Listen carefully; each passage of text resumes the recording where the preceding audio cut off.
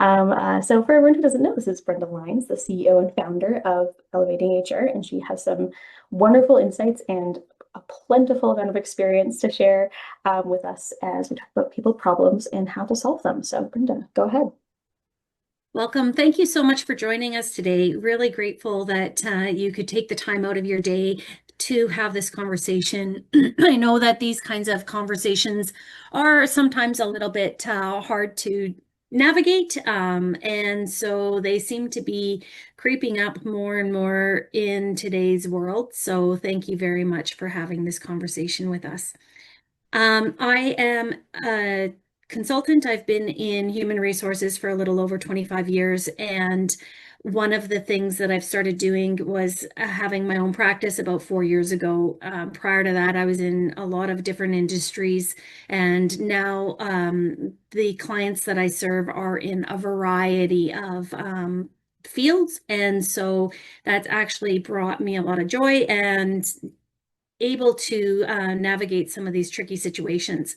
So today we're going to talk a little bit about people problems and how to navigate them. So what I'm going to do is I am going to share my screen and then we'll go from there. Just give me a quick second here.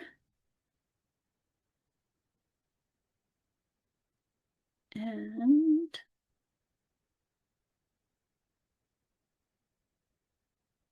there we go. And we need to swap that and we're good. All right, Chantel, good. We can see it properly. Awesome. All right. So, just by a show of hands or the conversation, I would love to hear who here has ever avoided a difficult conversation rather than actually dealing with it. Yeah, I know I have in the past. Does anybody want to unmute and maybe just say yes or no? Has anybody else had those situations where they may have avoided it because they didn't know how to deal with it? Yeah, not quite sure how to deal with it because we don't have a skill set, or sometimes those are really tricky conversations. So we do avoid it because we just don't know what to say or how to say it. So today we're going to learn how to navigate those difficult conversations. So if we address the performance or the behavior issues quickly, it won't escalate and it won't get into a situation where we have to avoid it or want to avoid it. And we'll be able to assist the employee better to be able to have a more effective conversation where the person feels valued, respected, and that they'll be able to produce more for the organization as well. The other part is if we use timely, private, and respectful conversations, it is really beneficial for the organization as a whole, as well as the individual, because then we're going to stop something from increasing to something larger or a bigger problem. So one of the biggest things when we talk about navigating these conversations is that um, my intention around this is to say everyone should approach a situation with curiosity. And through curiosity, that means that the leaders go first. And so who is a leader? And a leader is someone, in my opinion, is someone that cultivates trust, that they inspire, they share a purpose, they empower others to grow, that they take ownership, and they adapt to changes in an organization. They're going to lead with empathy. They have clarity and they use courage. They're not just focusing on results. And I think that that's a key thing because I think in organizations, we sometimes get caught in just focusing on results rather than the people behind the things that are happening. And so we need to focus on building relationships, really ensuring that our values are ingrained in our organization, and which will then have a long-term impact on our organizations. So leadership isn't just about always having an answer. It's not always about having the right answer or any answer. It's about asking the right questions first. And so when we ask and approach situations with curiosity rather than assumptions or possibilities, it's really important that when we do that, we're going to then find out why something happened. So, in those situations where people are struggling or there's an error or something's happening, the very first thing that I would recommend to you would be that the leader asks specific questions. They could ask, how are things going for you? What's getting in your way? Is there anything that could be done differently? I've noticed that something has been changed in your behavior lately. Is there something that I need to be aware of? When we start to create that psychological safety, the belief that the person can speak up without fear of punishment or reprisal, that's going to be when we can actually see the difference and the impact that it makes. And when people start to feel that there's trust. And by asking those questions first, that's where the true power comes in. And then when you follow through with that, that shows that the employee that you care and that their voice matters. And so when you take the actions and those small little steps first, that builds credibility and it creates trust. So failing to do that could also damage the relationship as well. And so it could also damage the relationship and the situation as well. So I wanted to give an example. For example, if an employee were to come in and they showed up late and they were 30 minutes late one day and you didn't have an understanding as to why, but then you really needed them there. And so you just said, let's use the person's name as Kara. Kara, you showed up 30 minutes late. I really need you to come back on time and be here for your next shift. And Kara says, yeah, I agree, fully understand. Well, then the next shift comes and Kara's another 30 minutes late. And and a lot of organizations will say, okay, well, we're going to write Kara up because she was late 2 times now, and we're going to progressively discipline her. We're going to discipline her for this because she did not comply with our policies and she showed up late. And she really let down the rest of the team. One of the things that you can think about, though, is what if you approached that with curiosity and asked some questions first to find out why she had been late? And so one of the things that we really want to do is understand that when we do that, we're allowing the person to be authentic. We're allowing them to share what's happening in their life. And then it may also change how we actually lead and deal with the situation.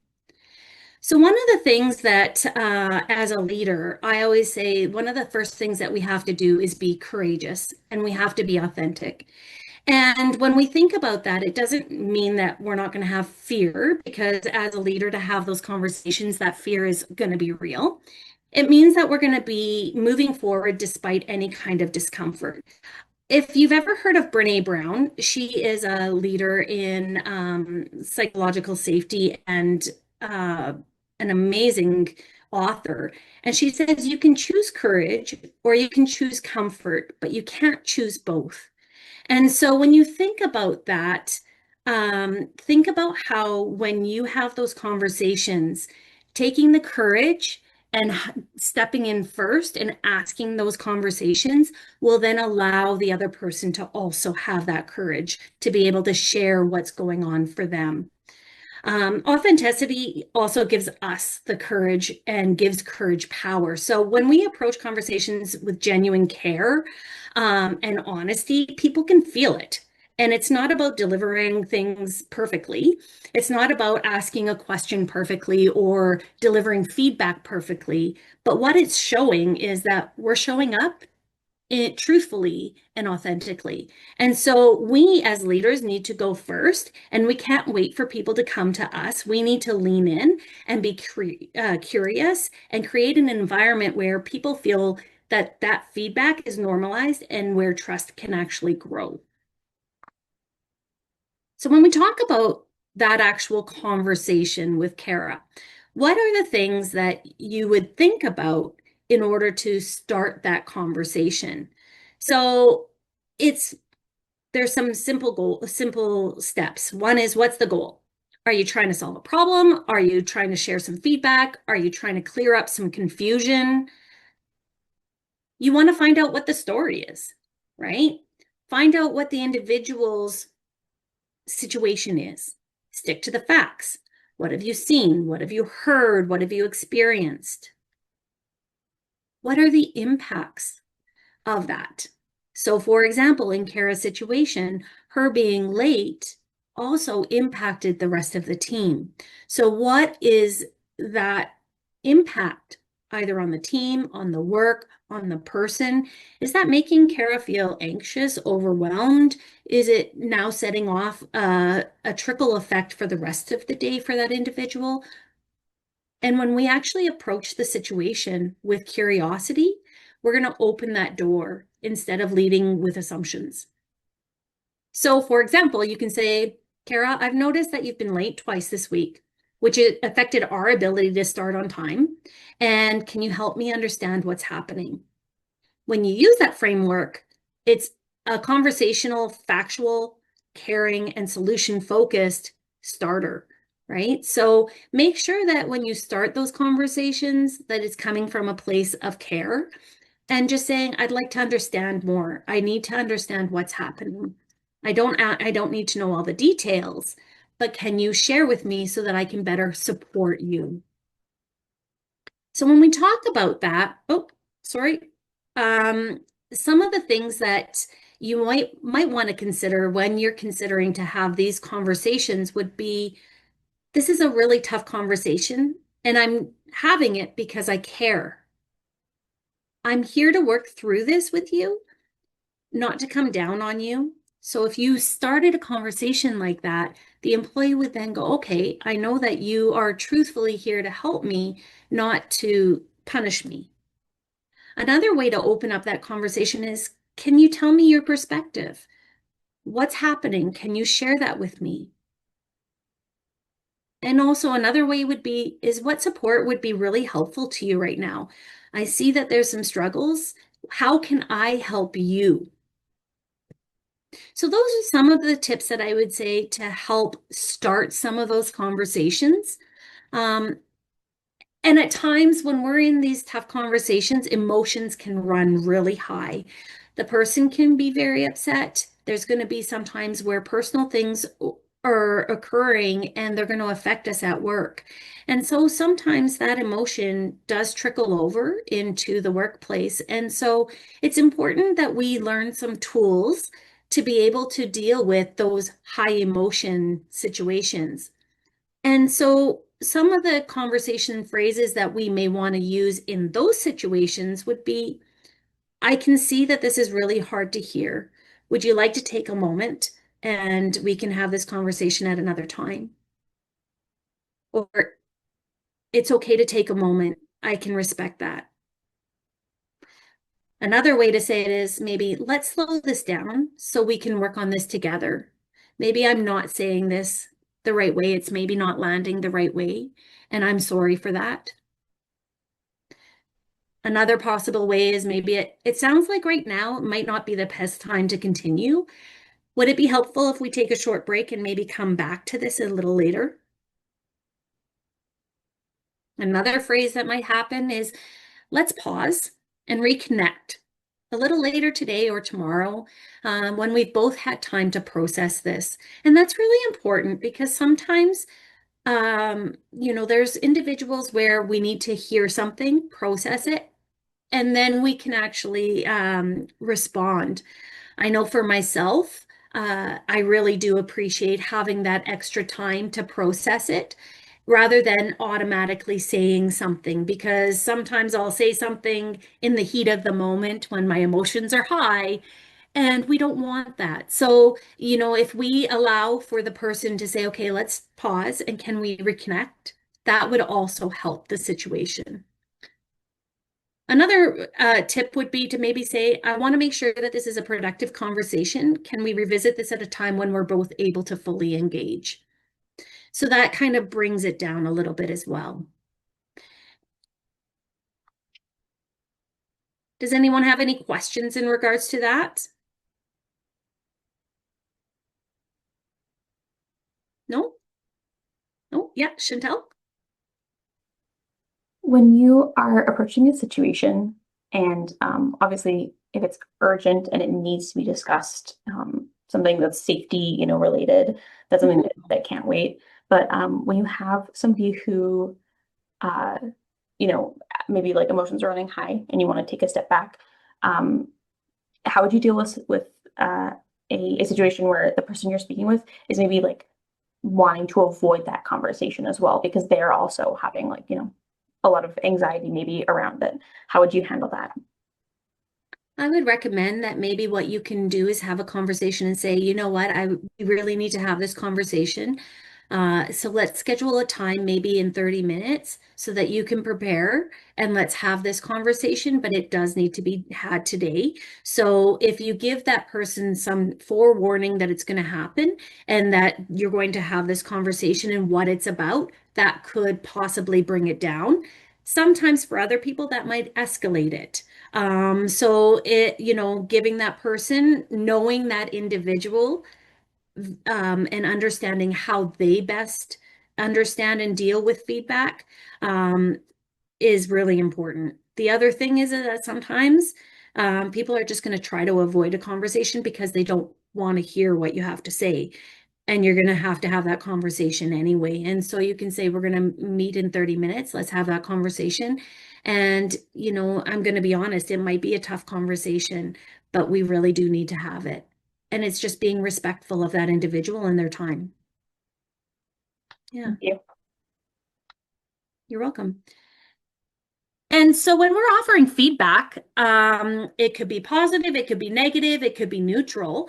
But sometimes when we're offering that feedback and when we want to start that conversation, we have other questions. And again, this is just to start the conversation with curiosity, sorry. So some of the things that you may want to start with is, here's what I'm observing. Does that match your experience? Here's what I'm observing. Is that correct? So if I want to make sure that it's accurate and I'm not making assumptions, I'm now asking the person to provide me with their story and their situation. Another way of saying is the impact I'm seeing is this. You get into what the impact is. Can you help me understand your side of it? Is there anything going on that I should be aware of, that I should be understanding that could be impacting this? And is it the right time to discuss this, or would you prefer to reconnect later? And when you start to offer the feedback, we'll talk about exactly what that looks like and how does that look for that individual. I'm offering you some feedback. Let's discuss that. And it may be positive, it may be negative, and it may be hard to hear, but we really need to have this conversation today. So what are your next steps when you're doing that? It's remember to always, when you're having this conversation, what are your next steps? And that's really important to always think about. And so asking the person, like, what does success look like to you? Thank you for your conversation, for the conversation. I really appreciate your openness. And when you're having that feedback conversation, it's yes and, not just yes, but.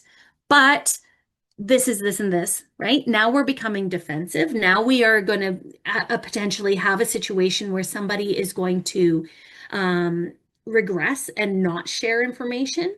So instead of saying, yes, but here's the other situation and we need to do this, if you even just rephrased it into yes, and what if we considered this? That changes the narrative. So you don't have to memorize any or all of these things, because they're hard. Sometimes, if we're not having these on a regular basis,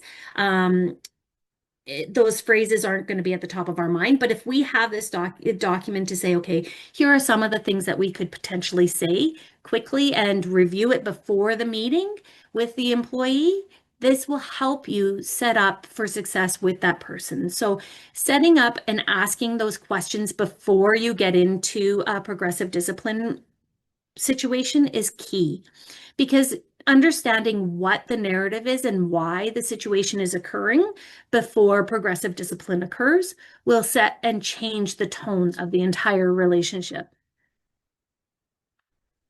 So of course, there's going to be times where, despite our best efforts, the issue isn't going to get resolved. And that's where the progressive discipline occurs. So documentation is key. It's not about punishment. People always say, progressive discipline is punishment. And my opinion is that it's just the documentation to allowing the person to correct that behavior. It's fair, it's clear, it's concise, and it's supportive. And that's really the most important part around it. So you should always have that initial conversation with the person and understanding why behind something. So using those feedback questions, the clarity, and what if something, the emotions are running high, how does, change those conversations. And again, understanding that why may change the way you deal with the situation. When it comes to progressive discipline, there may be times where you do need to issue it, and that would be performance. So somebody may be not meeting the standards. They may be missing deadlines. They may not be participating in group projects.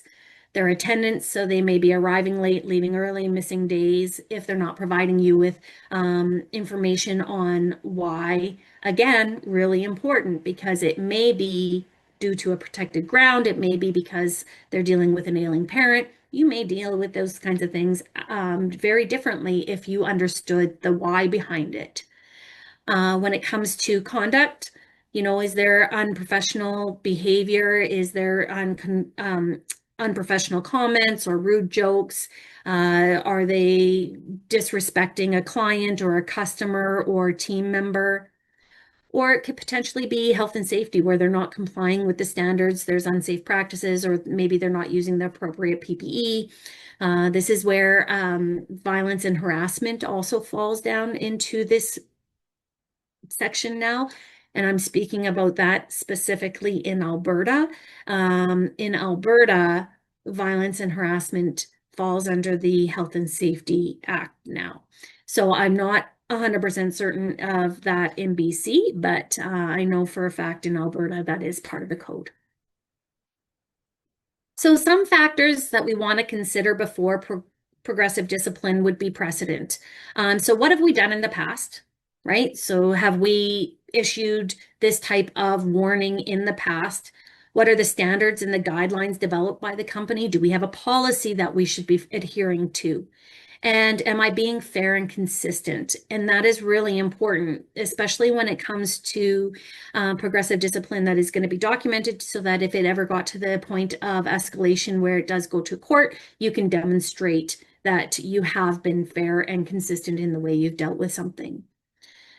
When it comes to accuracy, are you sure that that employee is not meeting the standard? What am I concerned about, and why am I concerned about it? And do I actually have proof that this is occurring?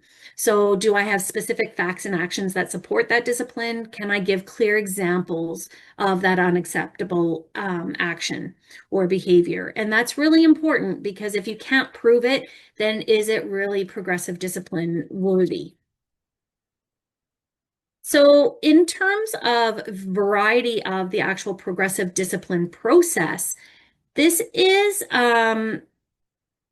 a process, but I want to really iterate that this is not starting at coaching, then moving to verbal, written, suspension, termination. Depending on the severity of the situation, you may jump directly to termination or written warning. So it's not a linear process always. This is something that is determined by that inquiry discussion.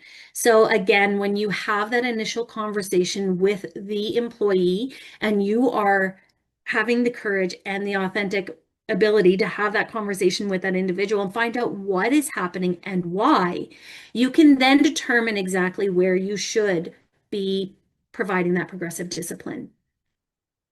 So talking about each one of these buckets, coaching is really informal, but in my opinion, everything should be documented. It's not exactly documented in the employee's file, but you should have a journal. And in that journal, it should have the information as to the date, the time, the conversation that was had, and the expectations.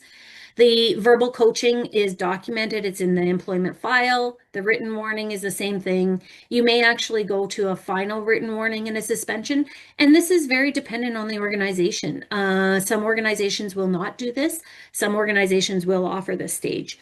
And then termination as well, right? So the fact is that you need to make sure that you identify the issues, the policy and expectation that's not being met, to support or the support and the coaching that's actually being provided for the individual.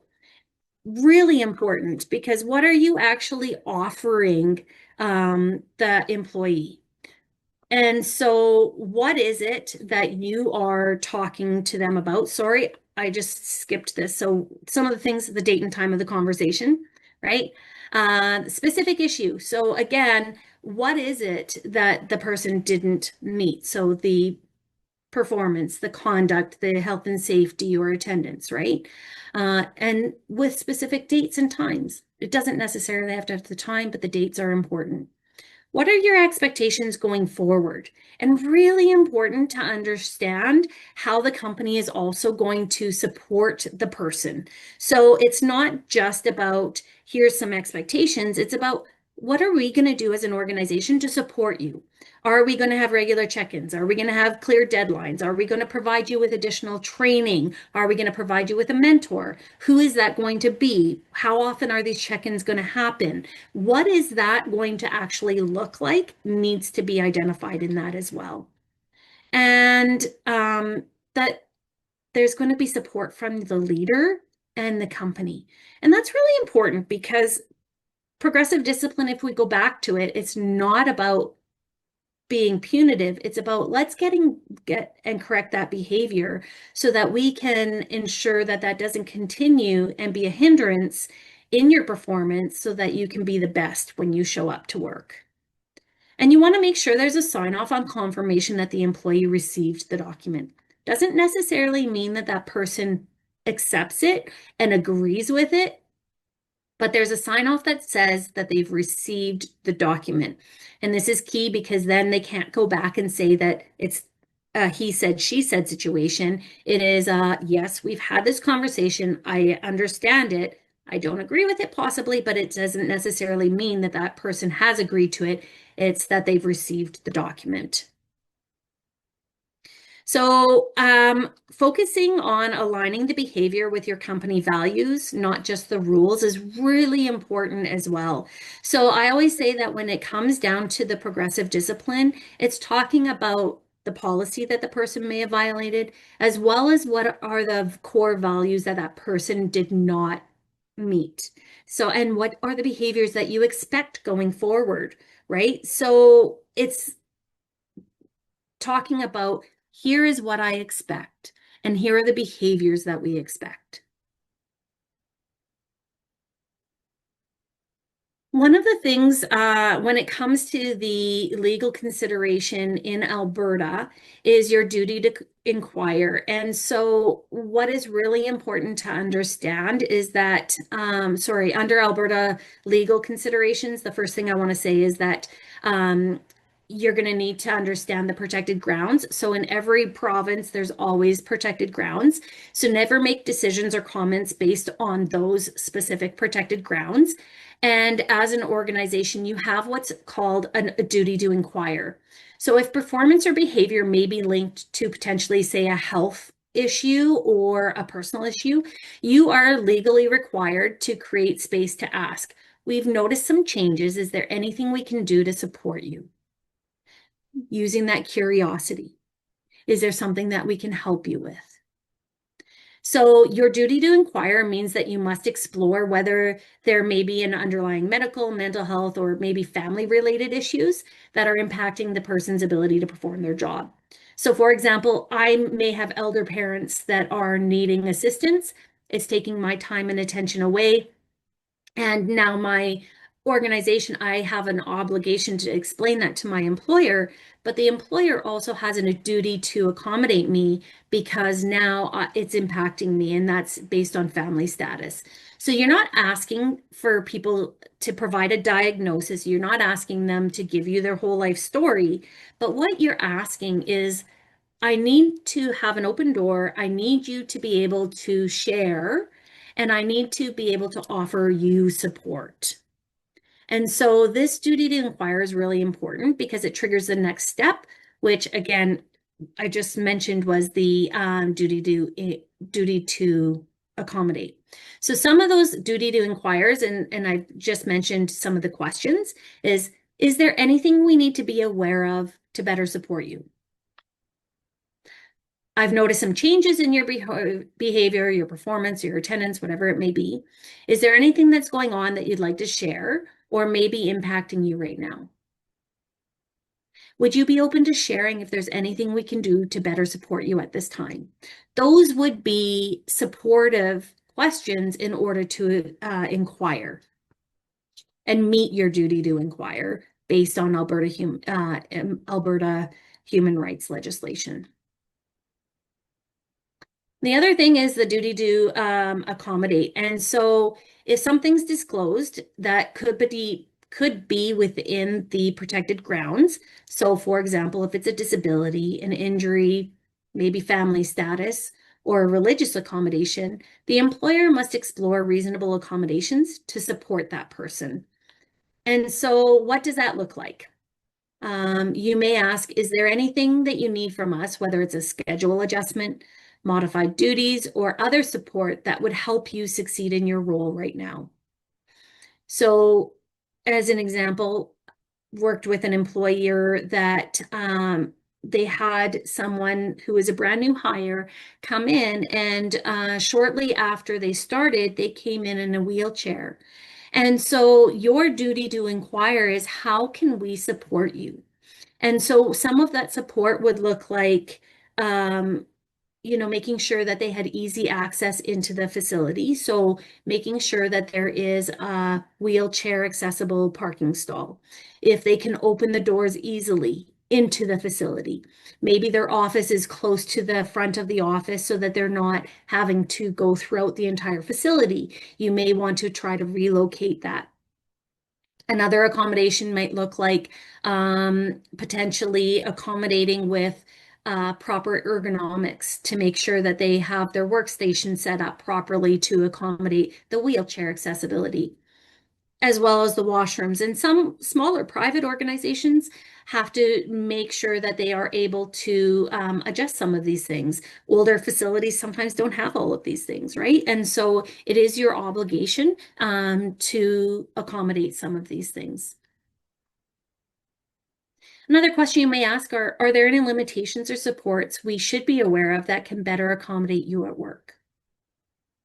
And another question may be, what can we do to ensure that your work environment supports your health and well-being? Okay. So some of the things that you want to consider is that when it comes to accommodations, you have to accommodate up to a point of what's called undue hardship. And that is very dependent on the organization. So it depends on the company's size, their finances, the complexity of the organization, the complexity of the situation that is occurring with that employee, the safety, as well as the operational impact that it would have on the organization. Right? So how easy are those adjustments going to be able to be made? Are the safety implications going to affect this employee or as well as others? So there's no one size fits all for all organizations. It's very dependent on the current situation, the needs to accommodate, and how to deal with that. But the biggest thing to understand is that the failing to meet the duty to inquire or the duty to accommodate could result in a human rights complaint.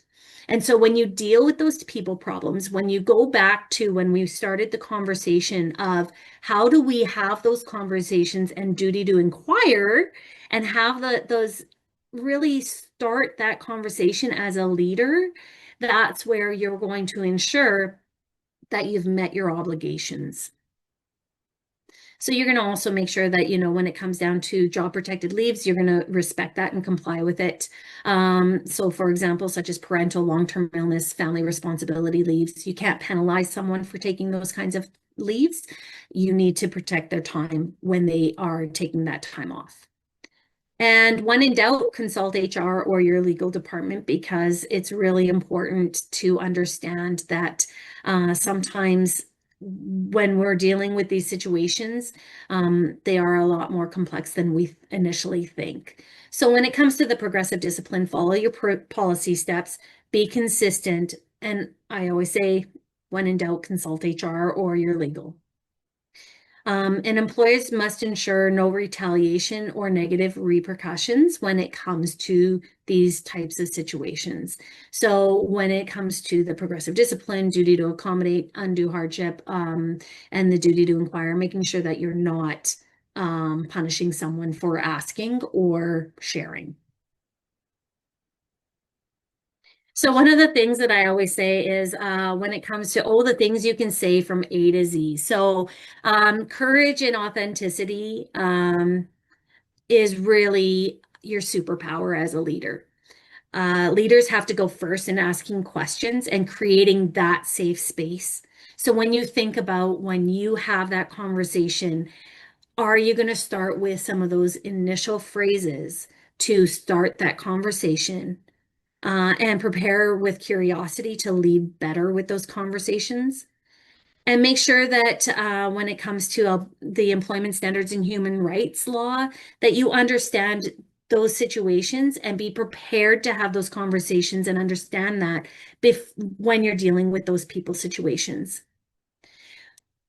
When it comes to the progressive discipline and documentation, make sure I always say document, document, document. It's always important. Have that journal, write it down.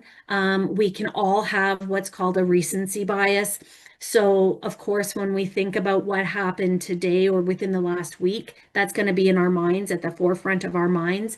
But when we think about what may potentially have happened a month or 2 or 3 months ago, we may not remember all of the details because we have been so busy doing other things. So having a journal, a quick Excel spreadsheet that has a tab for each employee with the date, the situation, the outcome, positive and negative, super important. And so it's really important to think about, if we're going to hold people accountable, it starts with us being able to ask the right questions and start by asking curious questions so that people are comfortable talking to us, sharing their experiences, and feeling safe enough to share those experiences so that we can support them. So what I'm going to ask you from today is, what's one phrase do you think you'll try next? So if any of you would want to maybe unmute and share one of the phrases that we talked about today that you think that you might try to implement, or one question you might want to implement, if anyone wants to share that, that would be amazing. Do we have any daring leaders? Sure, I've got one for you, Brenda. I tend to go in with statements of how I could help. Oh, I could do this, I could do that. So sitting back and saying, how can I support you in this, thing that you're going through? So yeah. That's a really good point, Sarah. One of the things is that, we always want to come up with a solution, right? And so we think we're helping people by providing a solution, but it may not always be the right solution. So instead, how can I help you with this? Some ideas that I have are, do you think any of these would work for you? And seeing if that approach changes, because it may not always be something that they're wanting to implement or are able to implement. Some people just don't want to be bossed around either. So they want to come to the solutions on their own and their own Mhm. time, right? So I've definitely gotten into that harder in conversations. So I'm trying to just come with curiosity and, what do you want? How do you want to move forward? Yeah, and how can I support you with that, right? What does that support look like? Mhm. Absolutely. Does anybody else have anything they'd like to share?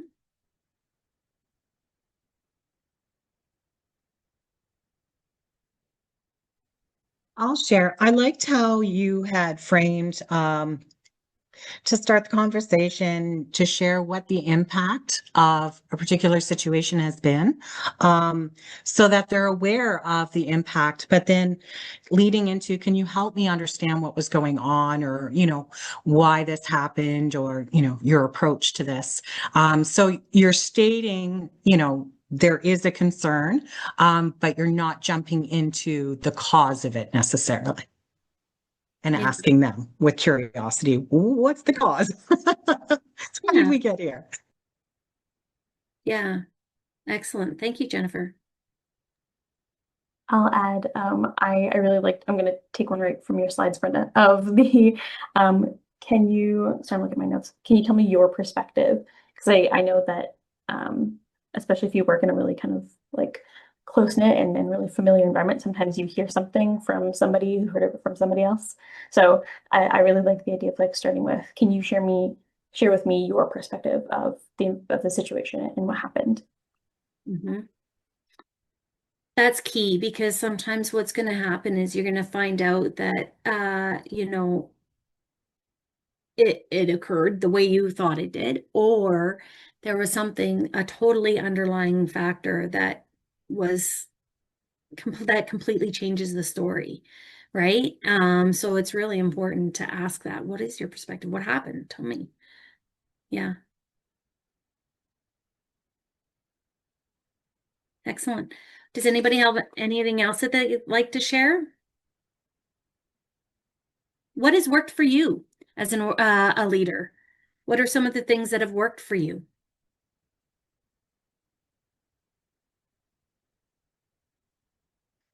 I know for me, coming in and asking, these are the situations that I've been in. This is the situation, explaining it. Can you tell me what it is from your side, why it occurred? And that's worked well. Going in and starting off with progressive discipline has never really worked well, because it just erodes the trust.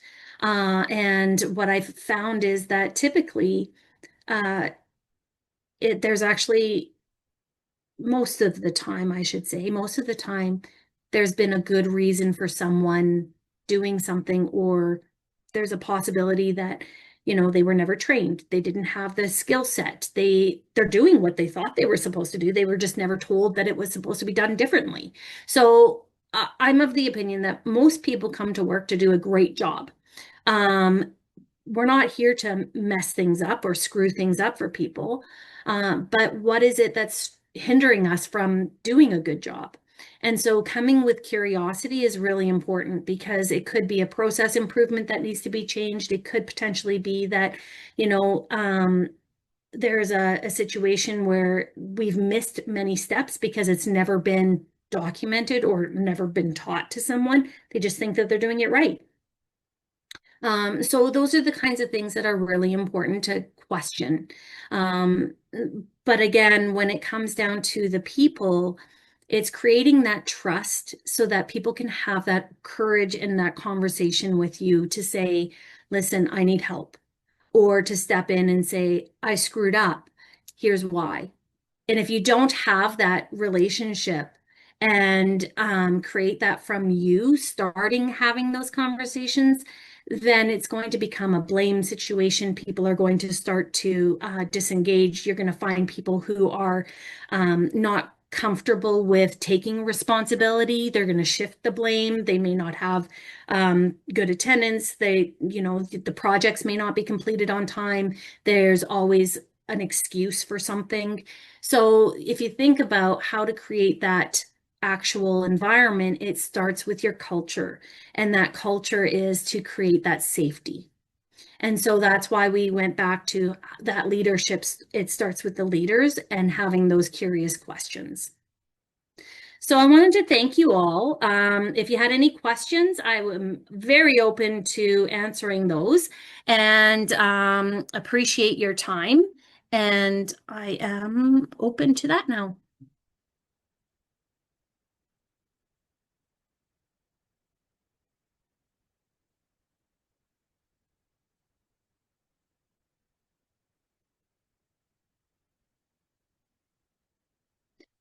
No, anyone?